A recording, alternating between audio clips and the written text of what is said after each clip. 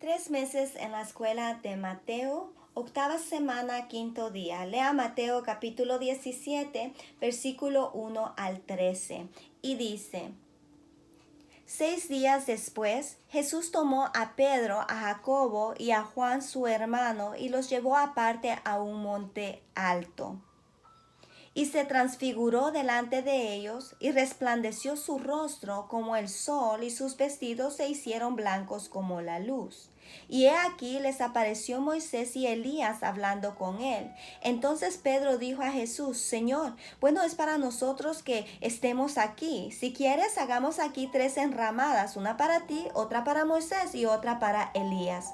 Mientras él aún hablaba, una nube de luz lo cubrió, y aquí una voz desde la nube que decía: Este es mi Hijo amado, en quien tengo complacencia.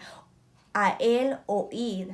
Al oír esto, los discípulos se postraron sobre sus rostros y tuvieron gran temor. Entonces Jesús se acercó y los tocó y dijo: Levantaos y no temáis. Y alzando ellos los ojos, a nadie vieron sino a Jesús solo. Cuando descendieron del monte, Jesús les mandó diciendo: No digáis a nadie la visión hasta que el Hijo del Hombre resucite de los muertos. Entonces sus discípulos le preguntaron diciendo: ¿Por qué pues dicen los escribas que es necesario que Elías venga primero? Respondiendo Jesús les dijo: A la verdad, Elías viene primero y restaurará todas las cosas.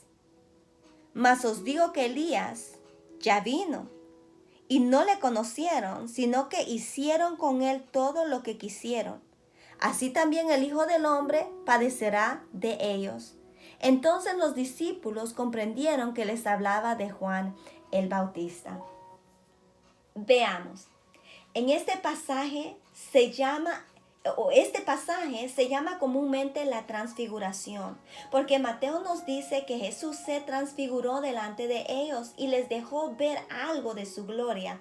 Acto seguido aparecieron también Moisés y Elías conversando con Jesús. Note que Moisés fue el dador de la ley y Elías fue el primero de los grandes profetas. Luego, esta presencia de Moisés y de Elías es como símbolo de toda la ley y los profetas, es decir, de la historia de la revelación de Dios a Israel. Y ahora Jesús, conversando con ellos, es la culminación de esa historia y de esa revelación. Pedro quiere construir unas enramadas para los 3 personajes, pero 2 de ellos desaparecen y solo queda Jesús, sobre quien el cielo pronuncia palabras semejantes a la de su bautismo. Al descender del monte, Jesús les dice que no cuenten lo sucedido. Entonces los discípulos le preguntan acerca de la expectativa judía, que Elías volverá para anunciar al Mesías. Jesús les da a entender que en la persona de Juan el Bautista se ha cumplido eso, y que ahora en su propia persona se cumple el advenimiento del Mesías. Juzguemos. Al leer este pasaje inmediatamente, después de lo que estudiamos ayer en Mateo 16, vemos que Pedro todavía busca el momento de evadir la cruz. En el pasaje de ayer, Pedro trató de disuadir a Jesús para que no fuera a Jerusalén. Ahora sugiere que se quede en el monte de la transfiguración. Vea el versículo 4. Si Jesús accede a permanecer en el monte, el camino a Jerusalén quedará pospuesto. Pero Jesús no accede. Hay que seguir hacia Jerusalén y hacia la cruz. Lo que es más, cuando los discípulos le preguntan acerca de Elías, Jesús hace uso de la ocasión para recordarles lo que les dijo antes sobre la necesidad de tomar la cruz. Versículo 12.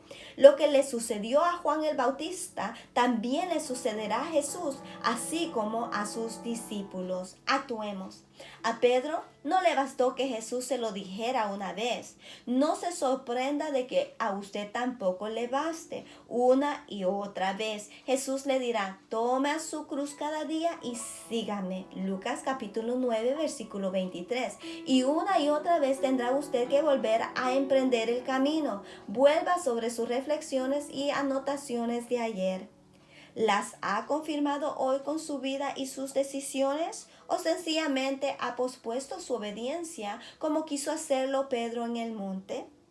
Resuelva dar los pasos necesarios para llevar a cabo lo que anotó ayer. Ore sobre ello, discútalo con otras personas en su comunidad de fe, anote sus conclusiones y decisiones para no olvidarlas.